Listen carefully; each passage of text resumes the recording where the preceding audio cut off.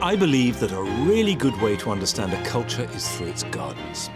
This is an extraordinary journey to visit 80 inspiring gardens from all over the world. Some are very well known, like the Taj Mahal or the Alhambra. And I'm also challenging my idea of what a garden actually is. So I'm visiting gardens that float on the Amazon, a strange fantasy in the jungle, as well as the private homes of great designers, and the desert flowering in a garden. And wherever I go, I shall be meeting people that share my own passion for gardens, and my epic quest to see the world through 80 of its most fascinating and beautiful gardens.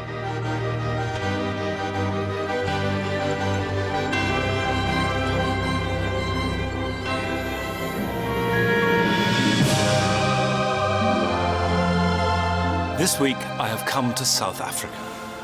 It is the home of some of our best-loved garden plants, which grow in some of the most dramatic scenery in the world. Yet I have avoided coming here until now. I grew up with a hatred of the racial segregation under the apartheid regime and felt that to be an impassable ideological barrier to the enjoyment of the beauties of South Africa. And that view, I confess, fossilized and blocked all floral temptations to visit. But that's history now.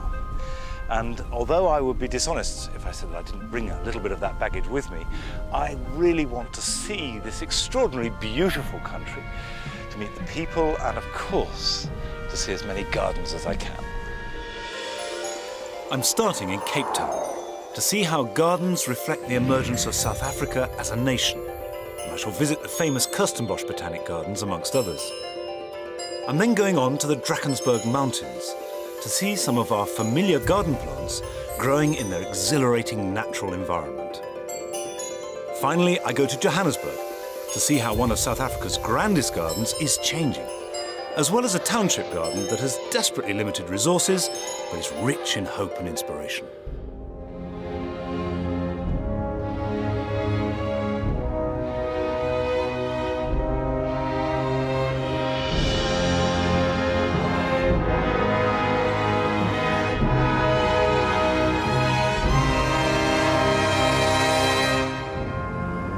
Cape Town sits beneath the famous silhouette of Table Mountain, and this provides the backdrop for my first garden.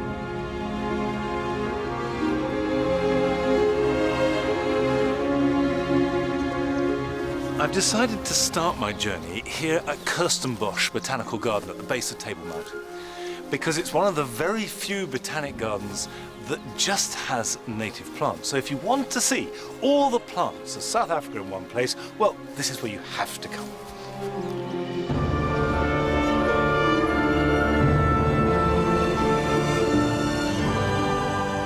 The gardens themselves extend to almost 100 carefully tended acres.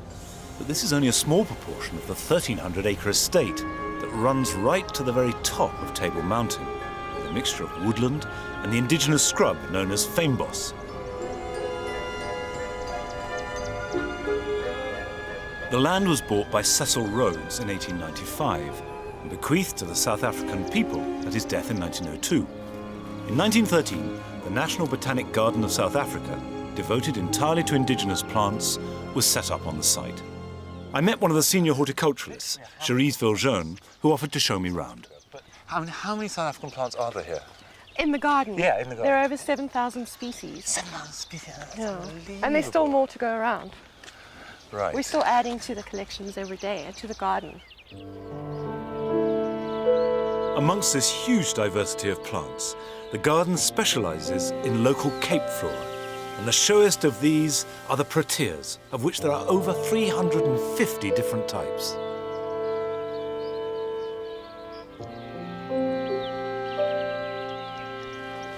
So these are the pincushion forms now. What's interesting is to see a mass of them. They do make a fantastic display and really bring it home to you. And they've got quite a sweet common name. It's Vuurtjies in Afrikaans, and it means matches or matchsticks. Can I pick it up? Fine, yeah. It's perfect, You just need isn't a flint. See, that's charming. And the thing that you always find is the birds are always on them, sipping nectar or digging for a seed. Then Cherise took me to see the king protea, the national flower, expecting, I'm sure, delight and rapture. But I fear my reaction proved something of a disappointment. I've got something really special to show you in here, Monty, if you'd like to step in. It says don't step in the beds. Yes, but you're with me, you may step in. And here it is. What do you think of this? It's an ugly flower, isn't it? It's, now you see this, I've seen pictures of this sort of thing. It's not doing anything for me, I have to say. Well, it reminds you of an artichoke. Arty is right, but it's artificial rather than artichoke. But there we go. Okay. Well, you can't like them all. But the wild pelargoniums, growing as sprawling shrubs that Cherise showed me, were a delight. These are the ancestors of our familiar cultivated regal pelargoniums, and it was strange to see something so powerfully connected to my childhood growing here.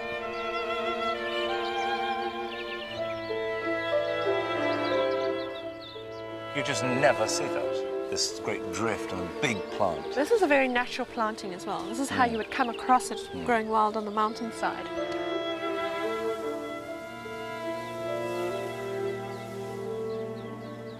Something is smelling wonderful. It'll be the salvia.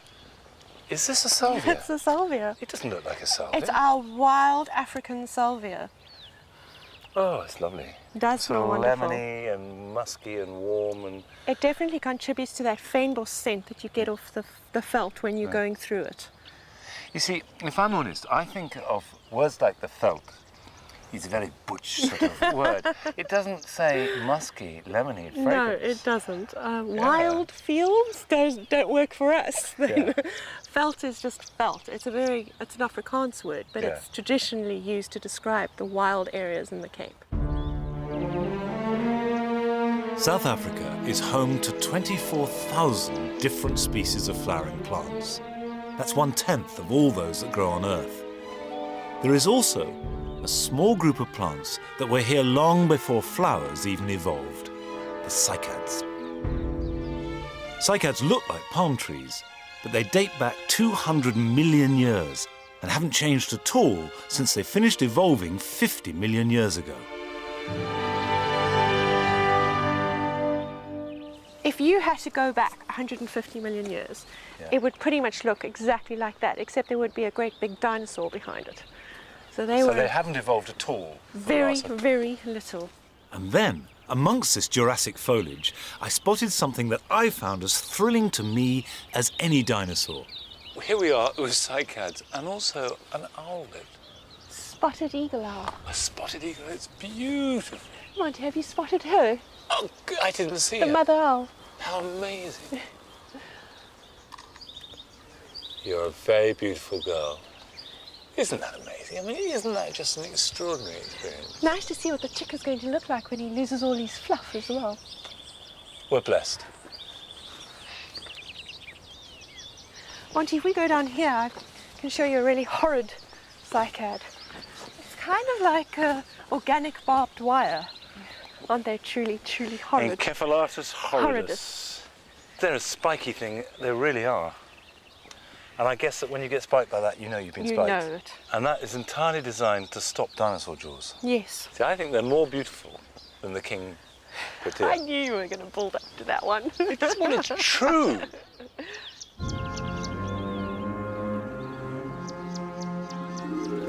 I was a bit daunted when I came here. And I think that was as much as anything through my sense of not knowing enough about South African plants. Well, one of the good things about today for me is that I realise I know more than I thought I did.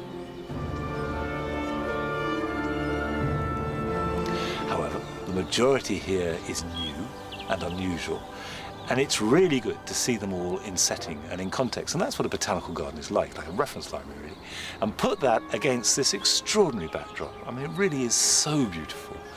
Then that makes for a fascinating and beautiful way to begin this journey. But I think with this experience and feeling a bit more confident, I think the next step is to go and see these same plants in a much more human context. Somewhere modern, somewhere quirky, and utterly different to this.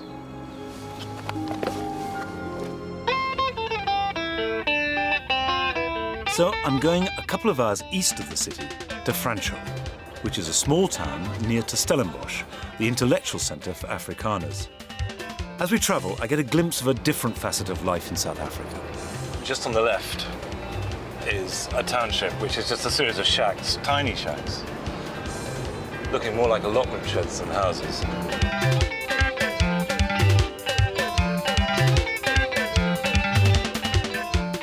We leave Cape Town and come into a countryside of orchards and vineyards at the foot of the high mountains that define the limits of the Cape colonisation for centuries. The Huguenots, arriving in 1688, based their vineyards there, and Franschhoek means French corner. I'm here to see the garden of Henk Scholz, a garden designer and artist.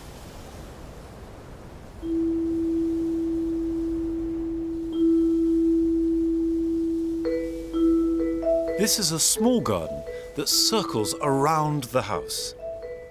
The front path runs between beds containing native strelitzias, framed and contained by tightly clipped privet hedges. At the back, Henk has a semicircular lawn and a veranda that runs the length of the house with stupendous views out to the mountains. You do have this amazing borrowed landscape. I mean, it is about as dramatic as it could be, isn't it? No, I mean, it's spectacular. And what do you think is the secret of a small garden? Because there is a great failing, it seems to me. A lot of people say, if only I had a bigger garden, everything would be okay. No. I don't agree with that at all. For me, it's what you do with that space. Yeah. Number one, first of all, is to divide it up in as many spaces as possible. Yeah.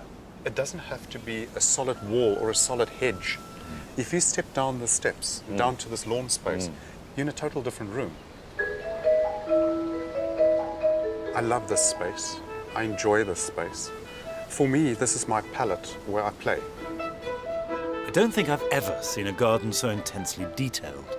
Some of this is playful and some very practical, like the steep angle or batter on the hedges. Now, in the UK, you really don't see that. Really? No, they tend to be cut straight. Yeah. No, for us, with the maximum sun on both sides, and you get a better growth. And it avoids all the dead ends. And what is this? This is ligustrum. It is a privet. Yeah. You see, you very rarely see a privet. Yeah. In the UK, used for a low hedge. Yeah. Between the privet hedges and the boundary fence were clipped balls of plumbago, which I'd always thought of as a sprawly houseplant. Henk doesn't only shape his plants, but his sculptures, made from recycled materials, are also an important part of the garden. Floating implements, just blow in the wind. Lovely, really beautiful. And I like your water feature, I suppose. Well, that's basically our South African version of feng shui. Right, if you want to see that. That's my security guard. Yeah. I can see with the Medusa outrest. She's a beauty, a great beauty. Everything in the garden is tweaked, trimmed or adorned. I love, as obviously one would, all the little touches in this garden. You. And there are a lot. It's found objects. Although small, at every turn there's a new composed view. The lawn is describing the circle. Absolutely. And I really like that.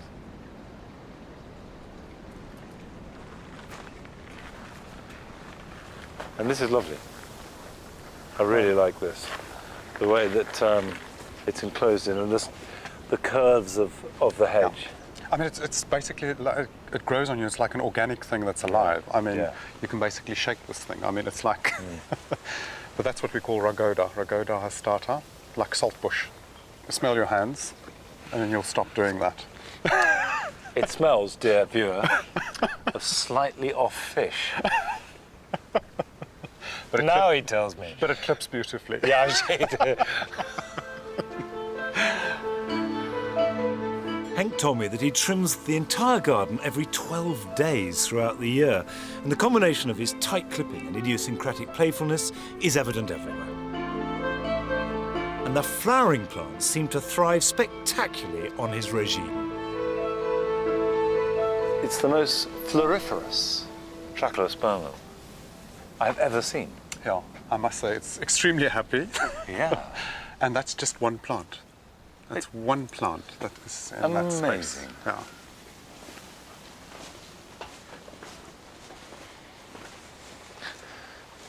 And suddenly this muted palette becomes shocking pink in the bougainvillea. And I love that where I'm standing now, that curve is perfect. Yeah. Very beautiful indeed.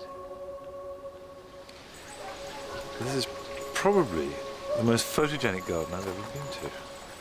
Everywhere you look, you turn your head and there's a picture.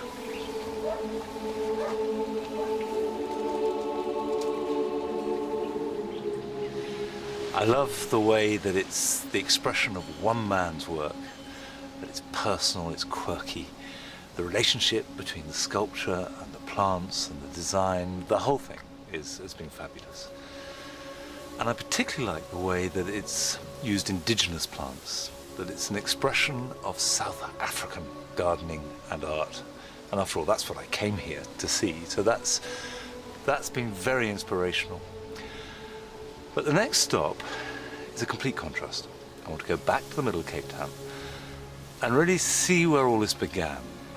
See where and how the first South African gardens started.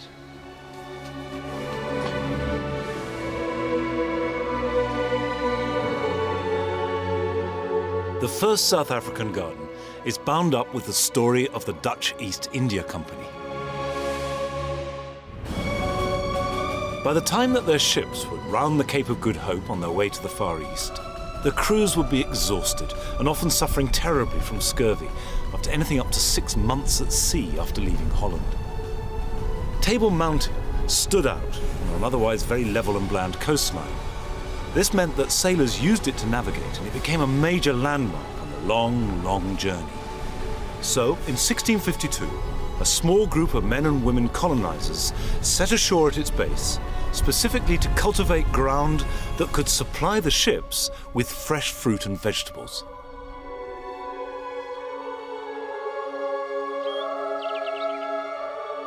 This was immediately a success, and that initial garden expanded to become the Company Garden.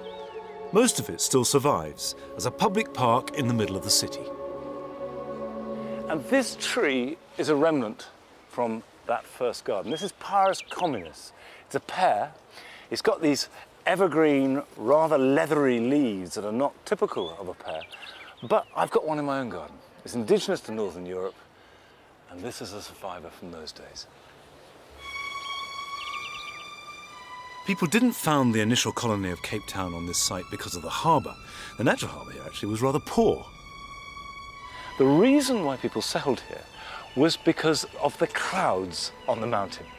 The clouds condense, water falls, it percolates down through the mountain and then reappears here on the flat ground as springs, which meant that they had a constant source of irrigation. And that's why they settled here.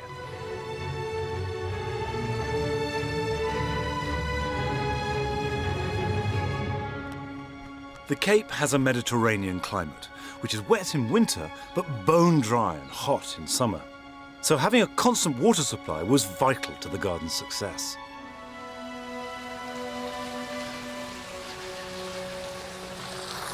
This is one of the original springs that was used for the garden. And of course the water which has come down from the top of Table Mountain filtered down and is still running.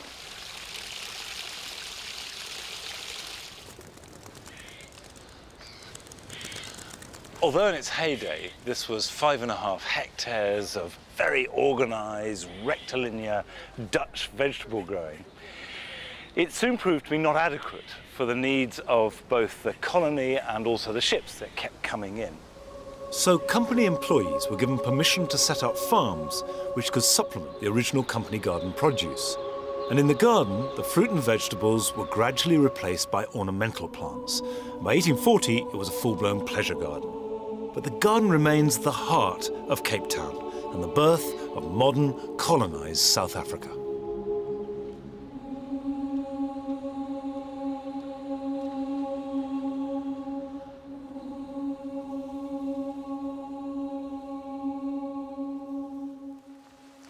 Whereas the company garden was very much a corporate place with practical beginnings that became a pleasure garden.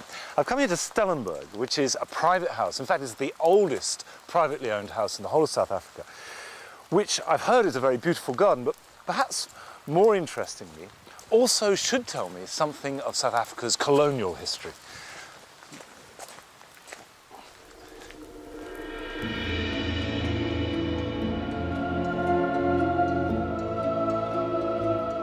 Stellenberg was part of the cultural mix that colonised the Cape from the outset. It was built in 1742 by an Englishman called John White, who then changed his name to Jan de Wit and built it in a Dutch colonial style. The 5-acre garden is set around the house and has a distinctly European feel. It's grand, elegant and charming. Unfortunately, the weather turned only too European as well. That's typical. I come to South Africa in its summer and it's pelting with rain. Really, really wet. But I'm English, and I won't let a little rain come between me and a beautiful garden, which even in the wet, it clearly is.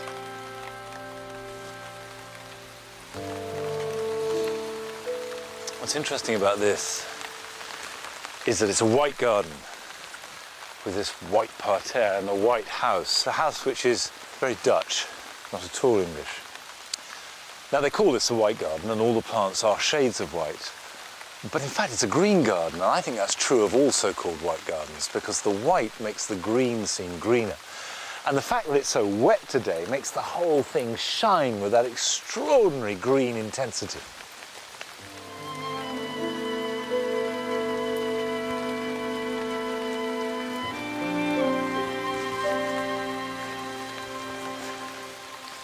Well, it's always nice to see a vegetable garden, and this is a very carefully mannered, tasteful affair. You feel that they're not having to survive off these veg. They're growing for as much the way they look as they are, but it's lovely.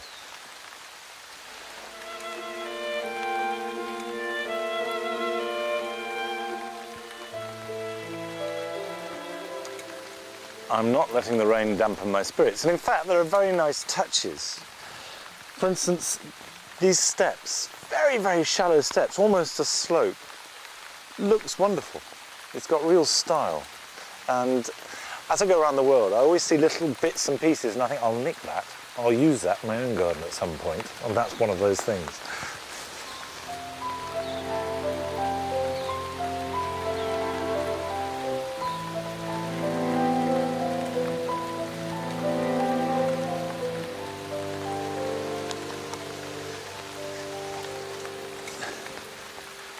See, that's interesting. You've got the Melianthus, which to me is exotic and beautiful and a very South African plant, and then the canna behind it, and a fantastic Brugmansia. I mean, look at the size of the fantastic, huge flowering trumpets.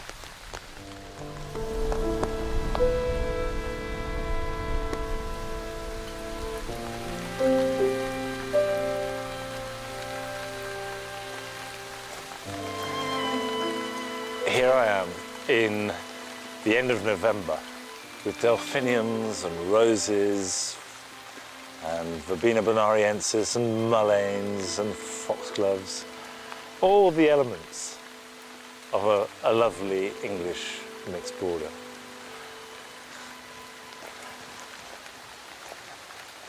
All the tricks of the horticultural design trade are being wheeled out.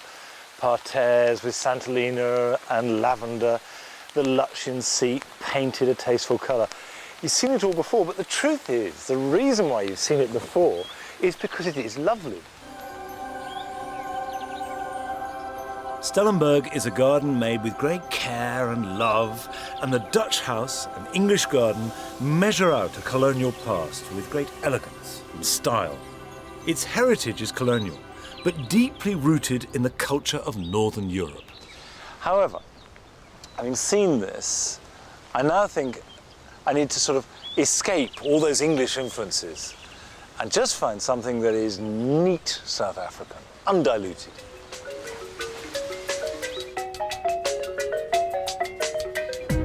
So I'm heading off down the Cape Peninsula, just south of the city.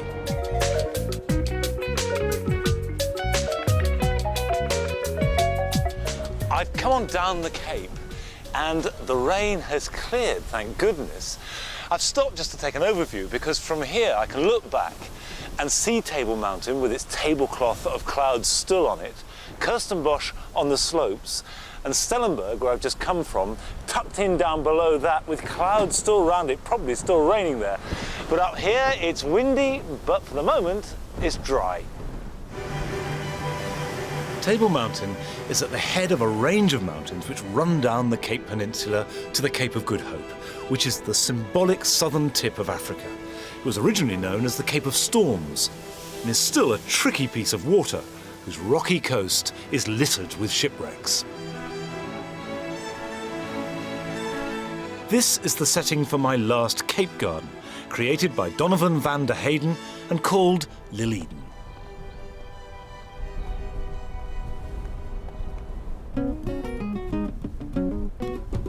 Donovan's house and garden is part of an unofficial shanty town of wooden and tin huts thrown up cheek by jowl above the fishing port of Hout Bay.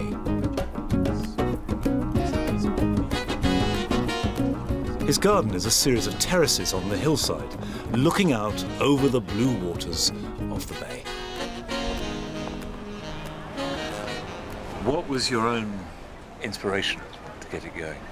From the mountains. I spent a lot of time roaming the mountains, going to the water streams, you know, studying the textures and you know, the forms of the plants and how they complement each other, that relationship. But what you're describing is very sophisticated understanding of nature and how it works. I take it from the people that we as a local people here descend from.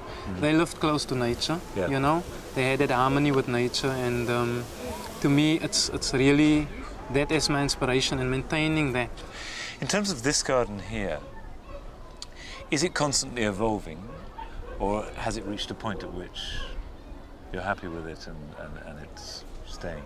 No, I don't think I'll ever be satisfied. In terms of my garden, I see myself as an artist. With an artist, there's always new scenery, something new that inspires him, that he wants to capture on canvas. And similarly with me, when I walk around in nature, there's always something captivating there that I see, and it's like, wow, you know, I must. And then I come to my garden and I experiment and I play around with the rocks, you know, and similarly as an artist with textures, colors, you know. So yeah, it's always changing. What do your neighbours think? I mean, everyone around here, they haven't all got gardens. What do they think about what you're doing? It's an informal settlement or squatter camp, and any available open space is utilized to put up another bungalow for someone to live in, you know? So when you take space and make a garden, you know, you get challenged. And this was met in the same way. But the community does benefit directly from Donovan's garden. He's running a project to introduce local children to the value and pleasures of gardening and growing plants. The parable basically that if you plant a seed and you water it and you nurture it and you see it growing and maturing into a well-established tree, you pick the fruits of it. In the end of the day, you can enjoy the fruits. The same way the elders knew that if they planted the seeds in us as young people back then, the fruits would ultimately be reaped when we are grown. You know, we would be taking on that kind of work. We've got an interest as humans to protect what we have. Donovan and his vision of a society literally growing out of the soil and the plants of the Cape seemed to me to make his tiny garden on the shanty hillside truly beautiful. But now it's time to leave the Cape. And before I visit my next garden, I want to see some more of that spectacular South African landscape. So I'm going to take myself off inland to the Drakensberg Mountains. If for no other reason, then that's the place where most of the plants that I recognise as being South African in my own garden come from. This means that I'm now travelling east to the Drakensberg, or Dragons Mountains. It's a curious thing that so many of the plants of this region, which is so different and so far from home, have adapted so well to our own gardens. And you also have the truly exotic growing here almost carelessly. You just stop here a sec. Look at that. Here, just by the side of the road, we've got arum lilies growing like a weed. This is a wet bit on the margins. And here it is, look at that. You know, people in London will go and pay a fortune for a bunch of those. That is, I think, Xanthodecia alba maculata. And it is just beautiful. Just growing by the side of the road.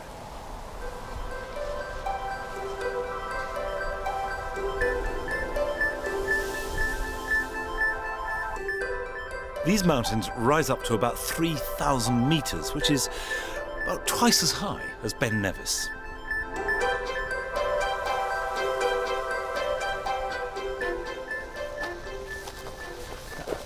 Absolutely hadn't expected this. A sort of alpine meadow filled with flowers. This is a candelabra lily. And this whopping great flower head. And then next to it there's a little aster there, and a white scilla there.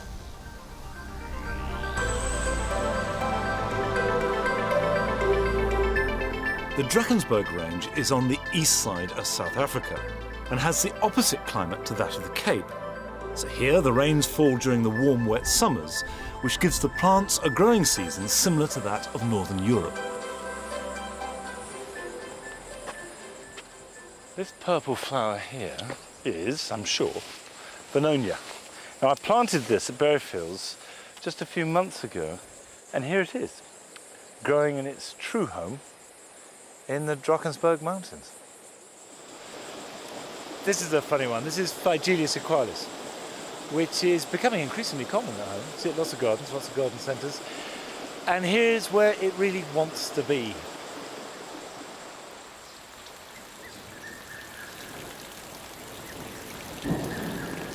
I'm heading back because it's gone from being beautifully clear and hot to really wet, and there's rumbles of thunder, and apparently the last thing you should do is, oh, there we are, hang about any lightning in the mountains because it gets you.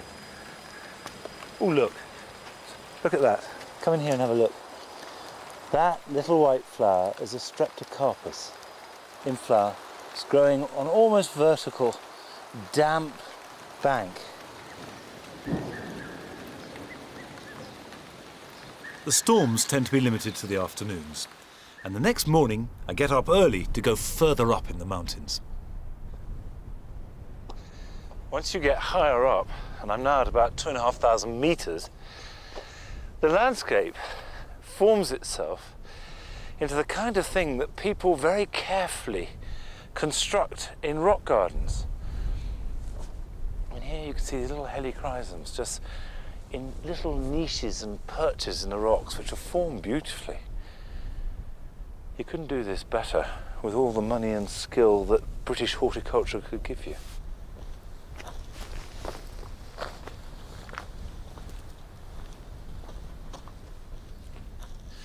The ground here is dappled with these lovely little pink and white flowers. It's Rhoda hyproxis, and it's a tiny little thing. Now, I've never grown it, but you can grow it in the UK, but normally as a pan in a container. And here there are tens of thousands of them, sprinkled over the ground.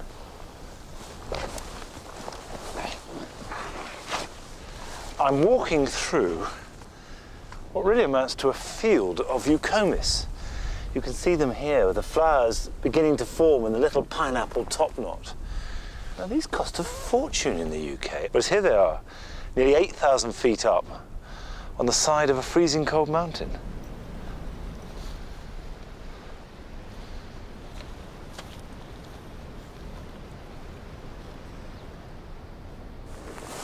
Now look at this little clump of lobelia. Here, 8,000 feet up, growing cheek by jowl with the eucomis.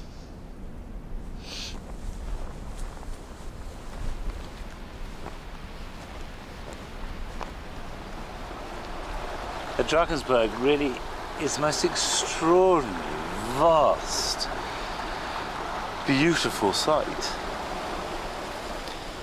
But on a day like today, it's hard to imagine that in winter it quite regularly gets down to about -2 or 3 here. And on the colder parts, higher up, down to -20 or even colder. And snow is really common, which means that essentially it's alpine. And this, of course, is the reason why the plants from this area adapt so well to our gardens in Northern Europe. And that's the connection. Seeing plants in their natural environment is the best way to learn about them. And I'll never look again on a hanging basket filled with lobelia without thinking of the Drakensberg.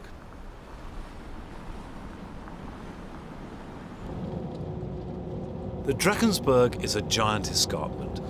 At its back is an arid plateau, the high veld, which has yet another distinct zone of life. This is the setting for an unlikely garden, built here nearly 80 years ago by the magnificently named Tudor Bodham Wetham and his wife Ruby. Named Kirklington after the Nottingham village where Tudor was born, the remote house looks over the distant savannah and is more commonly known as the Garden in the Veld.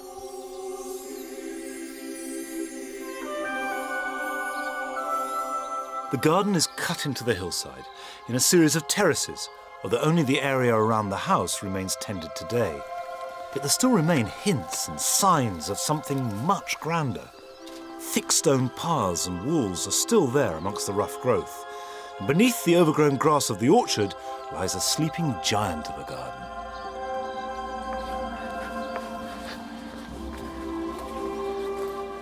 These steps lead down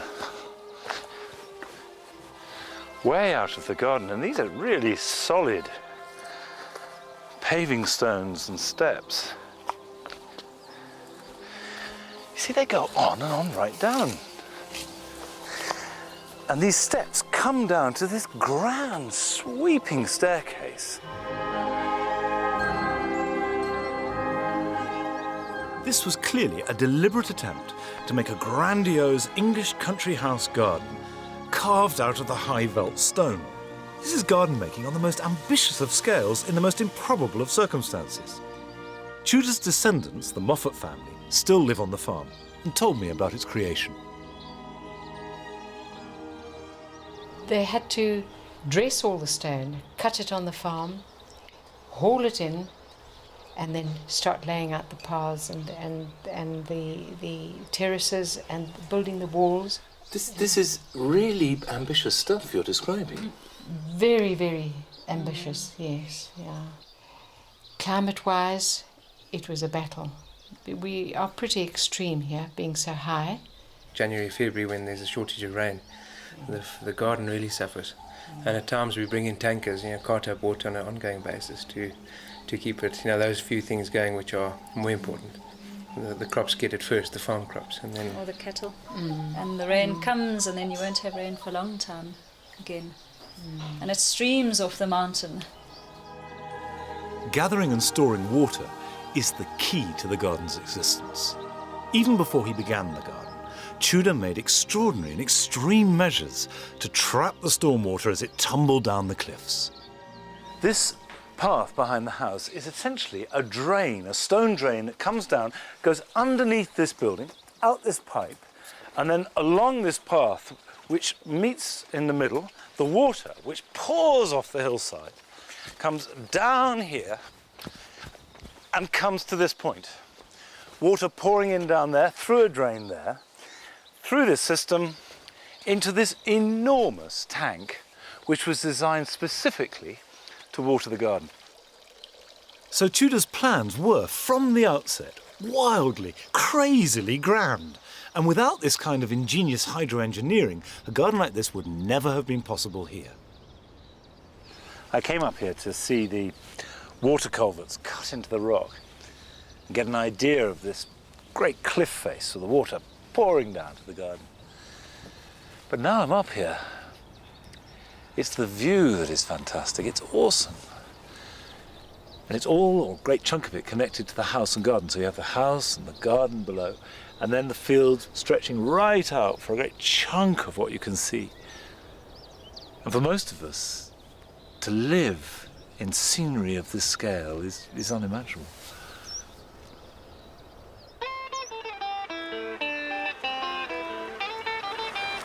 So now I enter into the final leg of my journey, heading across the high plains to Johannesburg. But I'm going to make a little detour first to visit another garden. This is one that I know very little about, but what I've heard whets my appetite. It's grown organically in so much that it wasn't really planned. I know that it's just sort of accrued. It mainly uses succulents from the region and also a lot of rocks and stones. Unlike my last visit, this is not a garden that tries to fight the natural environment, but instead embraces it, and in that it is truly of the place, a wholly South African garden. And everything here, including the house and its furniture, has been designed and made by the owners. I asked them what it was called. It doesn't really have a name, they said. So let's call it the Johannesburg Rock Garden.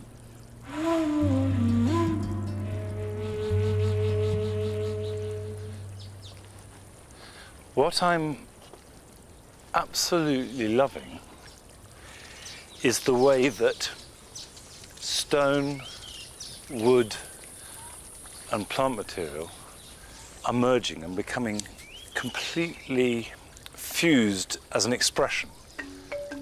And this is deliberate. The garden, made by a painter and a sculptor, is being created as a work of land art.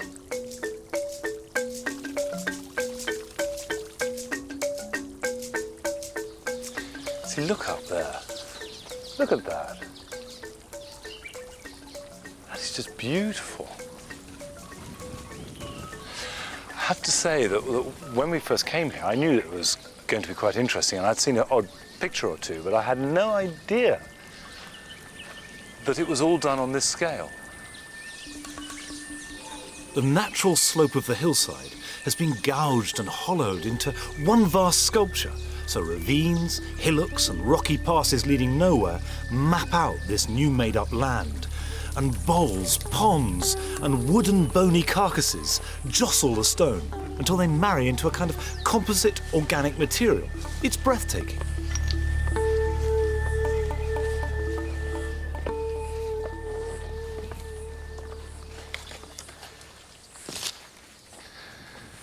Fantastic. The health and safety people will be having a fit. And if I fall off, well, at least I've had fun. I've often thought, and I suspect often said, that half of gardening is just grown-ups going outside to play. And what I feel here is that this is just untrammeled play. Someone who's raised playing outside in the garden to an art form.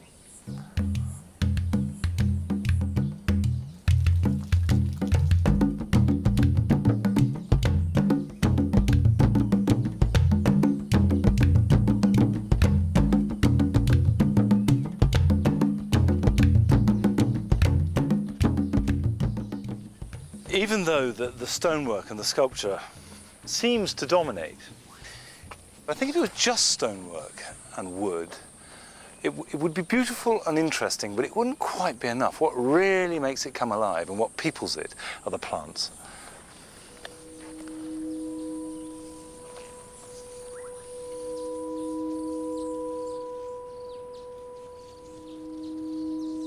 There are a wide range of drought-tolerant plants, grasses, agaves, and many other indigenous South African succulents, many of which have been rescued from development and brought here to be nurtured.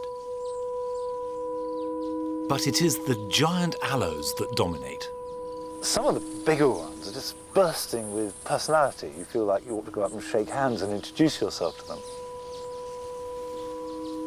All of these plants are perfectly adapted to the arid conditions here, as is the inevitable wildlife that they attract.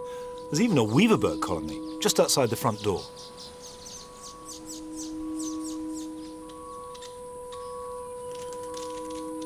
The garden, down to the last stone, is the creation of the sculptor Geoffrey Armstrong and painter Wendy Vincent. It's a happy hour garden, that's how it started. After you'd spent the day painting or carving, you then come and sit, and all of a sudden you say, right, let's have a stream. Let's have a pond. We all do it. And you sit, you have a cup of tea in the morning and you say, let's have a stream. And We're already planning another pond, even though the water's drying up. I like your style. So, no, and it became obsessive. And Yeah, there's it then no doubt about started that. to, about 6 years ago, one started to think of it as a work of art. Yeah. It's quite common to see works of art in a garden. It's quite common for artists to have a keen interest in gardens as an expression of their art. It's not very common to see gardens as a work of art. Was it intended as that? It changed. We were just enthusiasts, you know, bringing plants and rocks in. And then we started looking at the whole. And that was then when we saw that it was getting more important than just that. It was actually important to bring in the environment and to see through and to look at different aspects from different angles and to see that you needed to repeat something somewhere else and where you would cluster things, just like painting a canvas, actually. Now, British horticulture can be occasionally a bit pompous and self-referential, but a garden like this, entirely in tune with its setting, that celebrates the relationship between plants and art, and yet made with the sort of earth mania that every gardener recognises, rekindles every kind of enthusiasm. So I continue on to Johannesburg, buoyed up with inspiration. I'm on my way to a garden now called Brenthurst, which is reckoned to be the biggest and the grandest and the best known garden in the whole of South Africa. It's run by a woman called Strilly Oppenheimer, who, since she took it over about 7 years ago, has turned it completely organic. So on two counts, this is likely to be a really interesting garden for me. Brenthurst is certainly grand. For a start, it's huge. 45 acres of intensive gardens right in the middle of Johannesburg.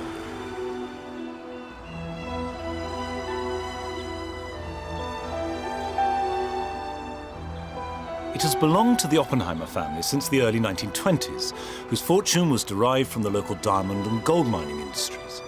The garden has many different sections, including sweeping lawns, statuary, a large Japanese garden, mature woodlands, a biodynamic vegetable garden, and areas that seem to be left to grow wild.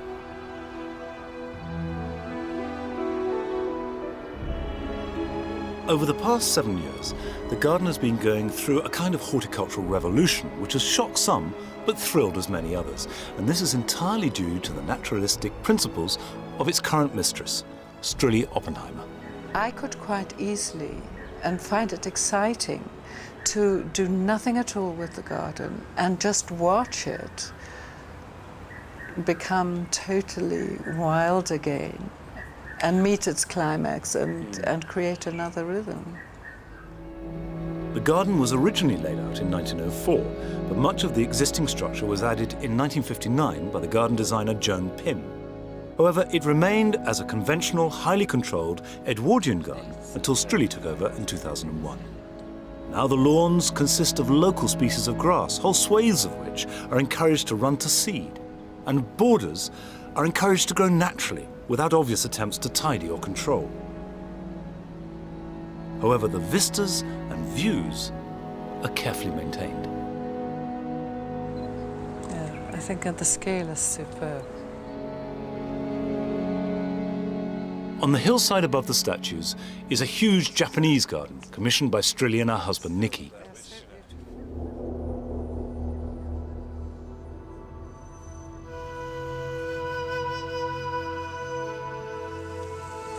This was done by one of the gardeners of the emperor.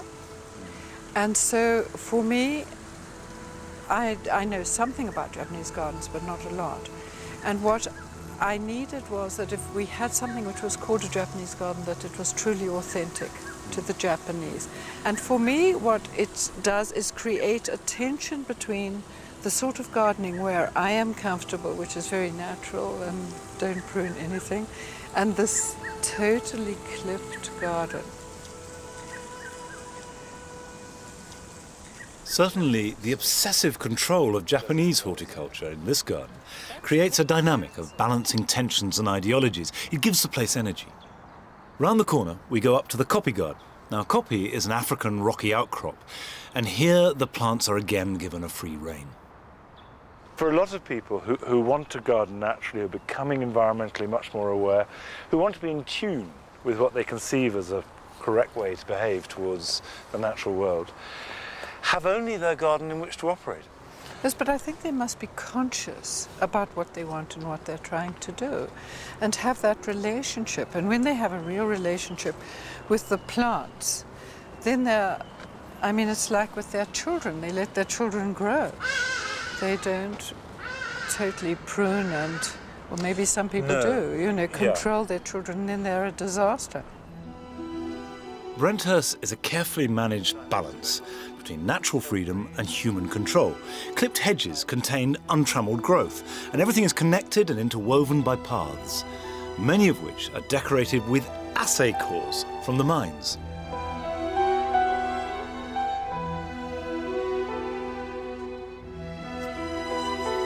Strilly takes me to the terrace just below the house to show me the broad view, but in particular the large borders on the lawn below. These were planned and planted and then left to grow pretty much as they pleased, creating a constantly evolving display.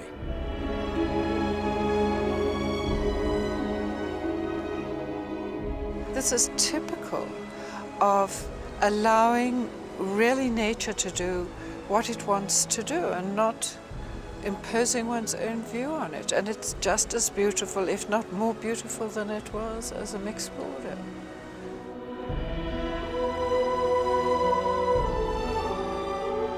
We in the UK make these borders, we plant them carefully, we plan and design them, we tweak and prune and preen them and try and establish a picture like a work of art and somehow take the applause for it ourselves. Whereas what Strilly said about these mixed borders made a huge impression on me. Let the plants do their own thing. Let them free. They'll do it fine without you. Now that's so inspirational. And immediately I thought, yeah, I like that a lot and I want to do it. I want to get out in my own garden and do precisely that.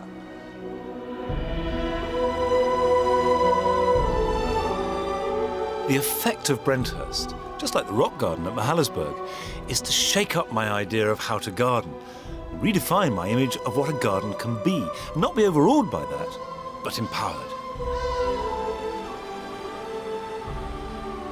Before I leave South Africa, I have one last garden to visit that takes me from one of the wealthiest white households to a school in the township of Thembisa on the outskirts of Johannesburg.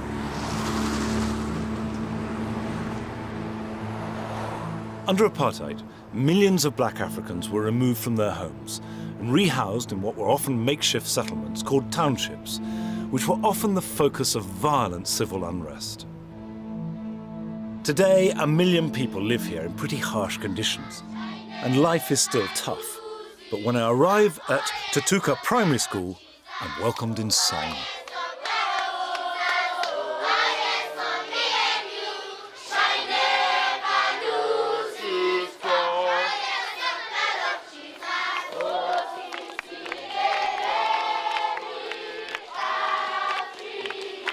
I don't know what's going on here at all. I'm just drifting along in a river of singing children. I don't know what they're singing about. I haven't a clue what's happening, but it's lovely. It's absolutely lovely.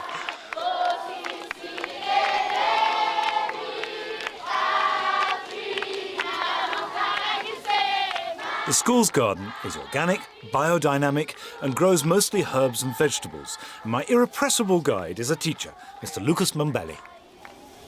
Monty, now we're entering the main gate to our garden from our classroom. So now, here, this is our learners. They are working here. They're taking off all the dry and yellow leaves. Right. To put in our compost. This is beautiful. Thank you. It's a wonderful garden. Thank you. Your beds are mixed with different types of herbs. Different types of vegetables. The reason is that to be able to repel the insects and for them to be able to give each plant, it gives food to the other one. As well as an important supply of vegetables, there are many traditional medicinal plants being grown here too. Here at school, you can see there's no child who's coughing here. Right. This is the main medicine we called lingana. Lingana. Boil water Yeah. and put there and make a tea and let the child drink. In no time, that child is healed from flu or from cold. But there are some plants here which are intended to help with a much more serious issue, HIV/AIDS. South Africa has one of the highest incidences of AIDS, affecting over 20% of the adult population and up to a third of these children here. Do you know this? I've got African potato here. We don't cure HIV/AIDS, but we suspend that spreading of that opportunity diseases through the HIV/AIDS. We take the bulbs, we chop them, we cook them, we let you drink. Right. We reduce the speed how it can be able to kill you.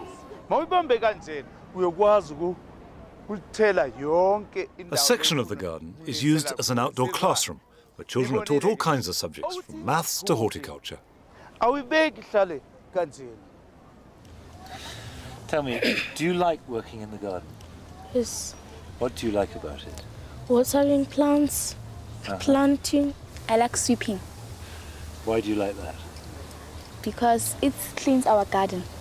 What sort of things do you learn?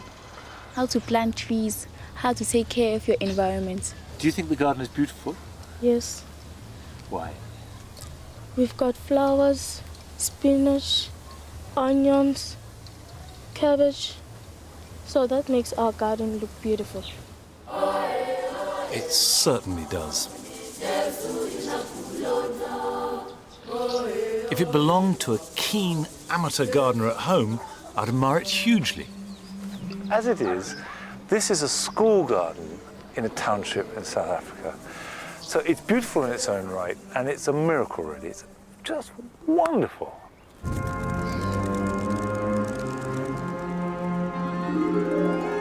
It's been a fascinating journey.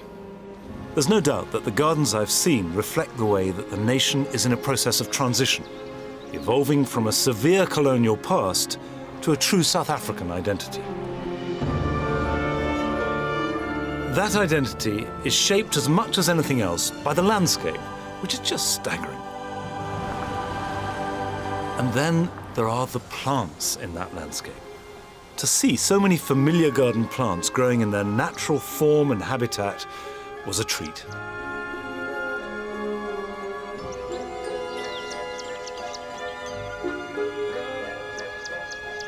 Before I came here, I had a fixed image of South Africa, forged by the horrors of apartheid, that had, I admit, become a pretty blinkered outlook. In fact, I go so far as to say that, if I was really honest, before I came here, I didn't want to come at all. And now that I've been here, I am just so glad that I did come.